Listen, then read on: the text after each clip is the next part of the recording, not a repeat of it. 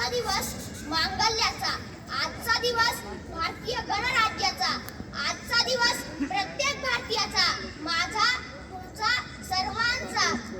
आजच्या कार्यक्रमाचे अध्यक्ष, प्रमुख अतिथी, गुरुजन वर्ग व इथे जमलेल्या माझ्या बालमित्रांनो, अनमोल योगदान दिले ज्यांनी भारतीय स्वातंत्र्यासाठी, अनमोल योगदान दिले ज्यांनी भारतीय स्वातंत्र्यासाठी, त्या सर्व वीरांना, महापुरुषांना व माझ्या प्राणप्रिय भारत मातेला वंदन करून मी माझ्या भाषणाला सुरुवात करतो। माझा आवडता क्रांतिकारक भगतसिंग। खरं जी माणसं मेल्यावरही आठवणीत असतात ती माणसं इतरांसाठी जगतात व मला असे वाटत आहे की भगतसिंग हे इतरांसाठी जगलेले आहे। खरं तर कसे जगावे हे आम्हाला छत्रपती शिवाजी महाराजांनी शिकवले व कसे मरावे हे आम्हाला छत्रपती संभाजी महाराजांनी दाखविले व याच्याही पलीकडे जाऊन छत्रपती शिवाजी महाराज व छत्रपती संभाजी महाराज यांचे विचार आचरणात आणून आयुष्यभर जगावे कसे व मरावे कसे हे त्यानंतर कोणी करून दाखवले असेल तर ते फक्त भगतसिंग यांनीच। जालियनवाला बाग हत्याकांड घडले, त्याच्या दुसऱ्या दिवशी भगतसिंग तिथे गेले। त्यांनी त्यांच्यासोबत एक शाईची बाटली आणली होती, ती शाई त्याने तिथेच ओतून तिथलची रक्ताळलेली माती त्या बाटलीत भरली व घरी आले।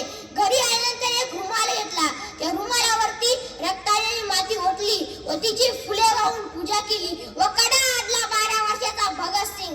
आता जगायचे जरा मातीसाठी, मरायचे जरा मातीसाठी, अशी शपथ त्याने घेतली। अरे कोई नौटंकी ले मर गए तो कोई ओटंकी ले मर गए, अरे कोई नौटंकी ले मर गए तो कोई ओटंकी ले मर गए, लेकिन मेरा भगत सिंह भारत माता के लिए लढते लढते अमर हो गए, लढते लढते अमर हो गए। भगत सिंग 12 वर्षाचे असताना त्यांचे आई त्यांना म्हणाले, भगत आता तुझे लग्न करायचे आहे।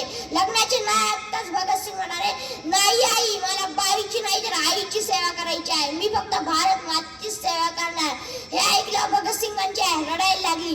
ते भगत सिंग म्हणाले, रडू नकोस आई, नाही तर ते इकडे जाऊन पळकुट समजतील, कळू दे त्यांना, आमच्याच वाटेवरून आमचीच मातमारी करणाऱ्यांची त्यांच्या वाटेवर जाऊन त्यांची वाट लावल्याशिवाय आम्ही आमच्या वाटेवर परत नाही, हा आमचा इतिहास आहे। प्रसंग डोळ्यासमोर आणून बघू।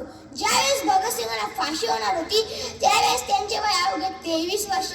फाशीला अवघा 1 तास बाकी होता व काय आश्चर्य, तुरुंगाचा अधिकारी सुद्धा बघून थक्क झाला। ज्या भगतसिंगांना 1 तासानंतर फाशी होणार आहे त्या भगतसिंग पहिलवानाप्रमाणे जोर काढत आहेत, जोर।